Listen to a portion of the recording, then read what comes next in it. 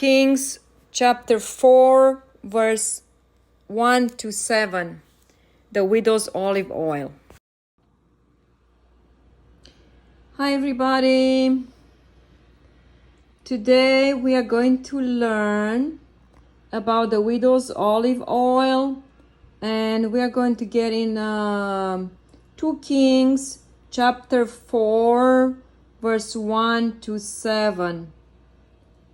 And as I read, I go and explain everything that what was in that time. So here we go, verse 1. The wife of a man from the company of the prophets cried out to Elijah, "Your servant, my husband, is dead, and you know that he revered the Lord. But now his creditor is coming to take my 2 boys as his slaves." All right, so that's verse 1. So what just happened here? Who is Elisha? Elisha is pronounced. Elisha was the servant or Elijah, the big prophet at the time. And we're going to go on that teaching other time. We are going to do a Bible study about that as well. So Elisha saw when Elijah was taken away and asked for double mantle of Elijah, and then he received it. So now he's with the prophets. Now this lady, her husband, the Bible doesn't say her name. Her husband died, and he was from the company of the prophets. What that means? Company of the prophets. So he was volunteering to help the prophets in any way. Anything that they needed. They were pretty much like their servants, you know. They helped them. Anything they asked for, they needed. This was the company of prophets that they helped them. So Elijah was helped at one point or the time by her husband. And so that's why she's mentioning that to him, that he was volunteering there. And now her husband died. And for my surprise, you know, that I don't know what was before and all that, didn't manage good the money, but he left lots of debts behind him. But it says that my husband died, and you know that he revered the Lord. So that means he was loving God and did all the good deeds that he's supposed to do, but yet he had lots of debts. And when he died, probably prematurely or unexpectedly, he left lots of debts to his wife. And not just that, now people are coming to us for their money. We don't know more details about this. We probably purchased something. We don't know. Maybe their house that we have this time mortgages and all that. We don't know. She wasn't able to pay it, whatever it was. But the creditors are coming after her. And not just that, it says, if you don't pay, we take your children, 2 boys, to be our slaves. Imagine that. So in that time, they did have slaves. And so she lost her husband now. She's about to lose the children to be slaves to other people. And still she won't have, you know, nothing to survive from it. She's in desperation. She's in just a very high despair, I would say. So she knows that where her husband went, and she knew about Elijah. Elisha, am I saying right? Elisha. She knew about Elisha from her husband, as her husband was serving over there. And so she goes straight to him. Now Elijah in verse 2, let's go here. I hope you can see it. Elisha replied to her, "How can I help you? Tell me, what do you have in your house?" So it's like, okay, you told me the story, but how am I going to help you? Why do you have in your house? Like he's trying to see how he can help her. Because miracles, signs, and wonders, And then she says, "Your servant has nothing there at all," she said, "except a small jar of olive oil." So olive oil is a small jar. Olive oil in that time could be very expensive. Some people put like different oils and myrrh and frankincense. It was a very expensive, but she had a very small jar. So she had something. She says there's nothing else at all except a small jar of olive oil, which probably with that she wouldn't be able to do anything, just probably cook something, but not much to do with a small jar.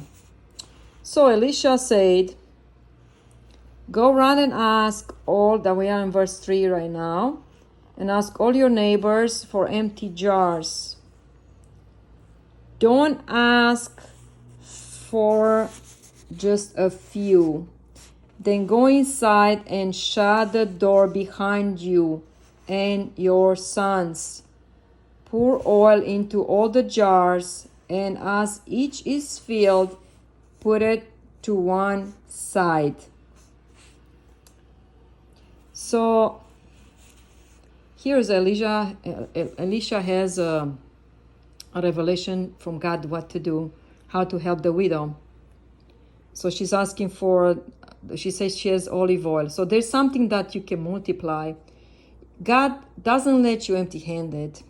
Or you always have something that it can be multiplied.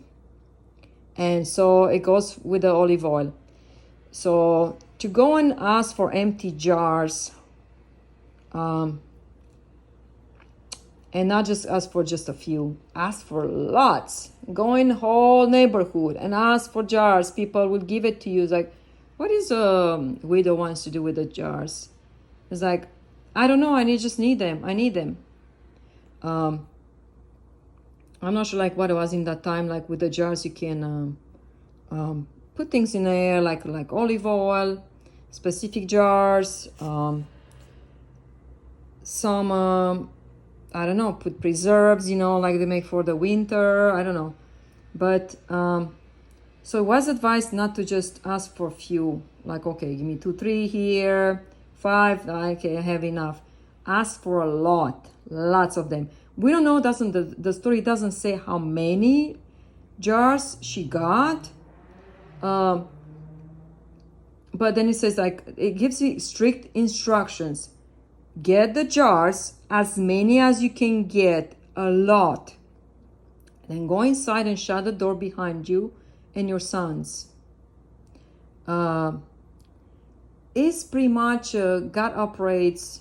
It's not like in a secret place, Close the door. Go just with you and your children, nobody else. It's like go in your secret place, shut the door, and stay there. Now it says pour oil into the jars, and as each is filled, put it on the side. So pour oil from that little small jar. All right. So those are very strict instructions, and doesn't like with the door, shut the door behind you. Shut the door. So the door is for you. You asked for it. That door, it was open, and shut it behind you is for you. So verse 5, she left him and shut the door behind her and her sons. She does exactly what Elisha said. They brought the jars to her, and she kept pouring. So the boys, so she's pouring the oil. The boys is giving another jar. When all the jars were full, she said to her son, "Bring me another one." But he replied, "There is not a jar left." Then the oil stopped flowing. Wow.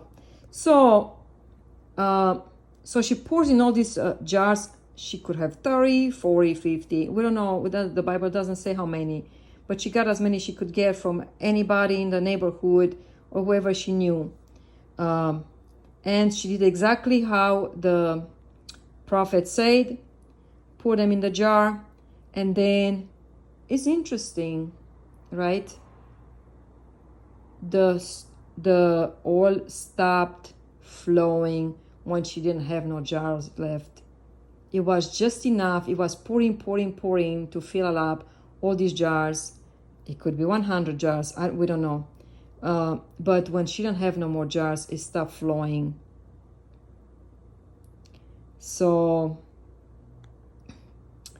then she went and told the man of God, and he said, "Go sell the oil and pay your debts. You and your sons can live on what is left." So the instructions were to sell the oil from the jars, and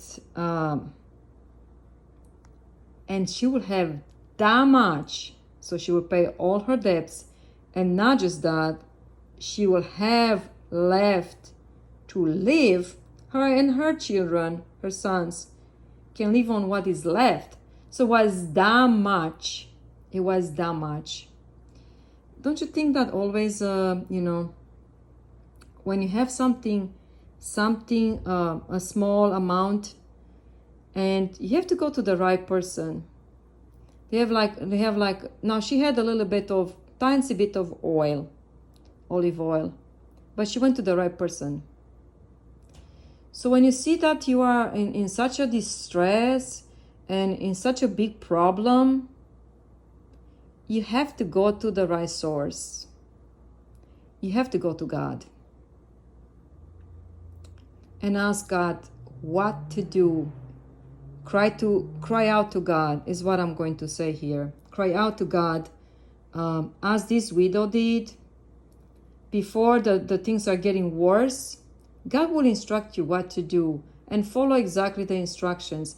Sometimes God talks through different way, in different things, through dreams, through things, to events, vision and all that. Maybe you're not capable to see visions, or you're not gifted in that regard, but dreams, everybody has dreams. Everybody can have dreams, and you can ask, and the instructions will come exactly what you need to do.